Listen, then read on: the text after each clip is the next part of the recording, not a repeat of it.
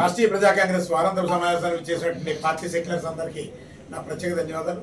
ఈరోజు రాష్ట్ర వ్యాప్తంగా ప్రతిష్టాత్మకంగా చేపడుతున్నటువంటి పీజీఆర్ఎస్ విభాగం ఎందుకు పనికిరాకుండా పోతుంది? ఎందుకంటే అది ప్రజలకు ఉపయోగం లేదు, అలాగని ప్రభుత్వ సేవలకి ఏ విధమైన ఉపయోగం లేదు.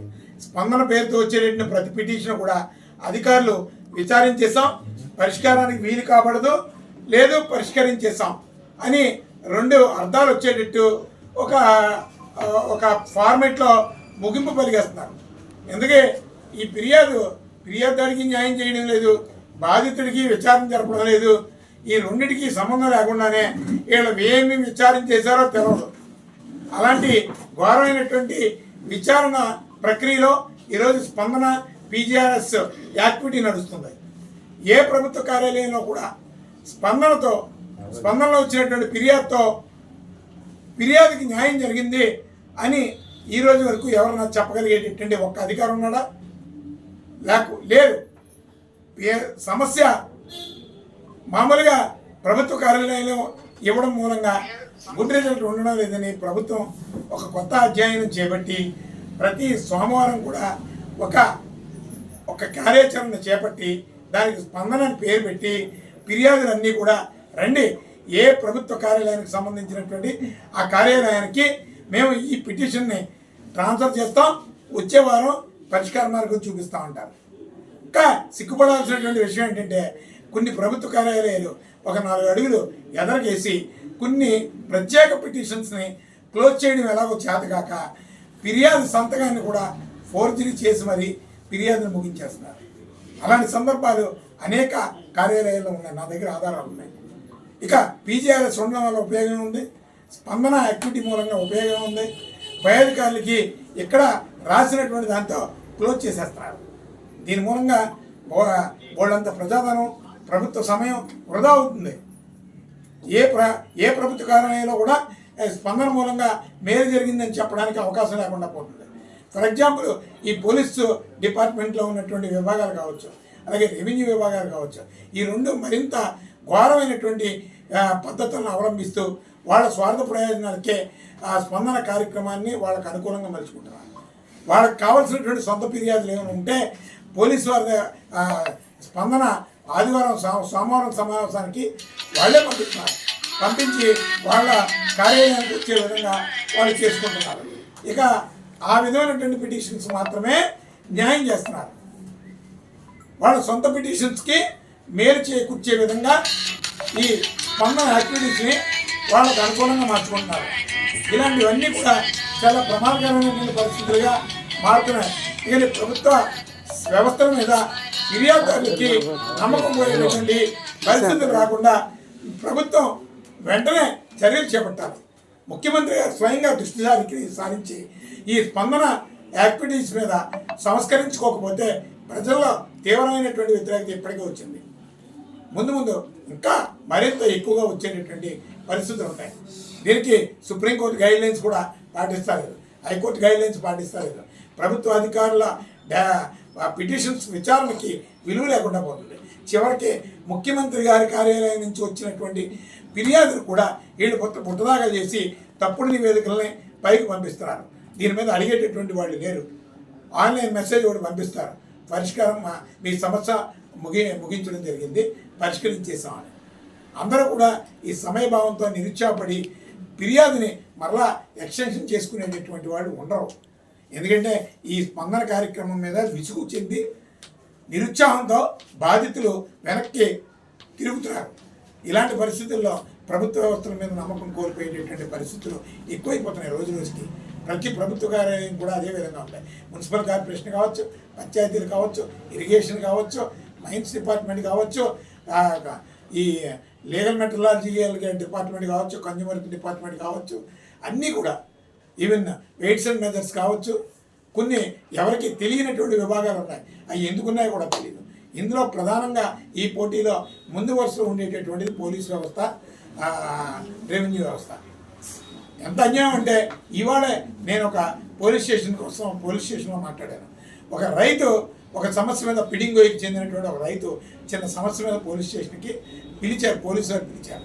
ఎందుకంటే 20 రూపాయలు వడ్డీ అట. ఆ వడ్డీ డబ్బులు కట్టకపోతే తల్లిదండ్రులు ఇద్దరిని పిలిచి కొడుకు తండ్రిని పిలిచి నేను లోపలేయండి అని చెప్పి లోపలికి పంపిస్తున్నారు.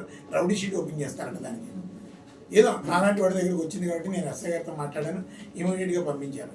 రోజు రోజుకి ఎంత క్రూరమైనటువంటి విధానాలు పోలీస్ స్టేషన్లోని, రెవెన్యూ డిపార్ట్మెంట్లోని, ప్రభుత్వ కార్యాలయాల్లోని జరుగుతుంటే ప్రజలు ఎవరికి చెప్పుకుంటారు?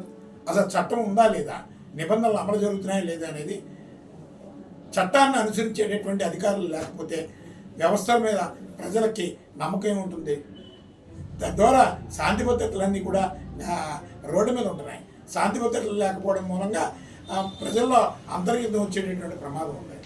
ఇలాంటి పరిస్థితులన్నీ కూడా ఏ వ్యవస్థ భద్రతగా లేదు. పౌర సేవలు అస్సలు ఉపయోగం లేకుండా పోతున్నాయి. అంతా కరప్షన్, సొంత ప్రయోజనాలు, సొంత మార్గాలకి దారి చేసుకుంటున్నారు. ఇలాంటి పరిస్థితులన్నీ కూడా ఈ సమాజానికి మంచి పరిణామాలు రావు. ఈ సమాజాన్ని ఒక మంచి మెరుగైనటువంటి ఒక ప్రక్షాళన మార్గంలో ప్రభుత్వ అధికారులు దృష్టి సారించకపోతే ఈ సమాజం అంతా కూడా కుళ్ళిపోయి భ్రష్టు పట్టిపోతుంది. అలాగే విద్యాశాఖ అయితే ఘోరంగా ఉందో లేదో తెలియదు. విద్యాశాఖ డిఈఓలు, ఎంఈఓలు ఎందుకున్నారో తెలియదు. హెల్త్ డిపార్ట్మెంట్ ఎందుకుందో తెలియదు. డిఎంఎన్హెచ్ఓ డిపార్ట్మెంట్ అసలు ఉందో లేదో తెలియదు. వాళ్ళు నెలకి తాయితీగా జీతాలు తీసుకుంటున్నారు. కొన్ని డిపార్ట్మెంట్లు అన్నీ అలాగే ఉన్నాయి, అన్ని డిపార్ట్మెంట్లు ఆల్మోస్ట్. కానీ ప్రభుత్వ సేవలను మెరుగుపరుచుకునే విధంగా ప్రభుత్వం దృష్టి సారించకపోతే దీని మీద చాలా ప్రమాదకరమైన పరిస్థితులు ఉత్పన్నం అవుతాయని ఈ సందర్భంగా తెలియజేస్తాం. అలాగే ప్రభుత్వం ఈ మధ్యకాలంలో రహస్యంగా ఒక తప్పుడు పని చేసింది. రెవెన్యూ విభాగంలో ఏ రికార్డు అయినా 5 డిపార్ట్మెంట్లో అందుబాటులో ఉండేది. లోకల్గా తహసీల్దారు తప్పుడు విధానాలు ఏమైనా అవలంబిస్తే దాన్ని జిల్లా కలెక్టర్ ఆఫీస్లో రికార్డు రూమ్లో అప్లై చేస్తే అక్కడ ఒక జెన్యూన్ రికార్డు వచ్చింది. లేదు అంటే ల్యాండ్ సర్వే డిపార్ట్మెంట్, అలాగే CCLEI land commissioner, chief commissioner, ఇలాగా 5 డిపార్ట్మెంట్ల దగ్గర ఎందుకంటే ఇది బ్రిటిష్ వ్యవస్థకు ముందు అవలంబించినటువంటిది. ఇలాంటి ప్రక్రియని ఈరోజు కూటమి సర్కారు వచ్చిన తర్వాత మొత్తం క్యాన్సిల్ చేశారు. క్యాన్సిల్ చేసి మొత్తం అంతా జిల్లా కలెక్టర్ ఆఫీస్లో, ఇప్పుడు దొంగకి చేతికి తాళాలు ఇచ్చినట్టు జిల్లా కలెక్టర్ ఆఫీస్లోనే మొత్తం అక్రమాలన్నీ జరుగుతున్నాయి. తహసీల్దార్ ఆఫీస్లోనే అన్ని తప్పులు జరుగుతున్నాయి.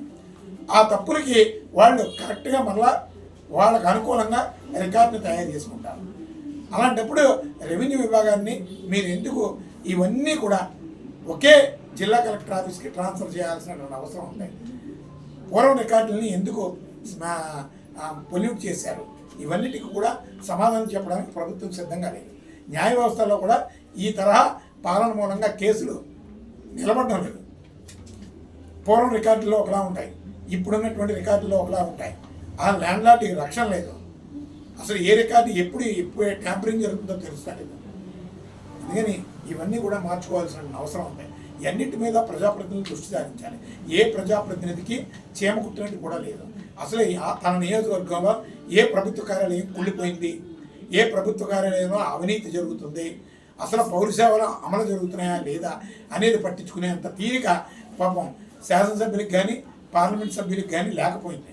ఎందుకంటే వాళ్ళకి ఇవేం అక్కర్లేదు.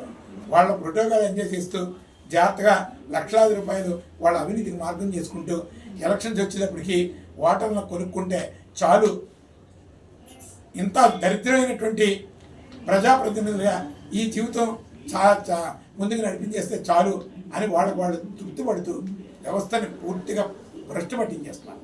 అందుకని దీని మీద ఖచ్చితంగా ఒక మార్పు రావాలి. ఒక బెటర్ సొసైటీ కోసం ప్రజలందరూ కూడా సమాయత్తం కావాలి. అలాగే దురదృష్టం ఏంటంటే ఒకప్పుడు మీడియా ఒక అద్భుతమైనటువంటి వార్తా కథనాలతో ముందుకు వచ్చారు. ఈరోజు కార్పొరేట్ మీడియా ఆ మొత్తం వార్తా కథనాలని, వాస్తవాలని పూర్తిగా సర్వనాశనం చేసేస్తుంది.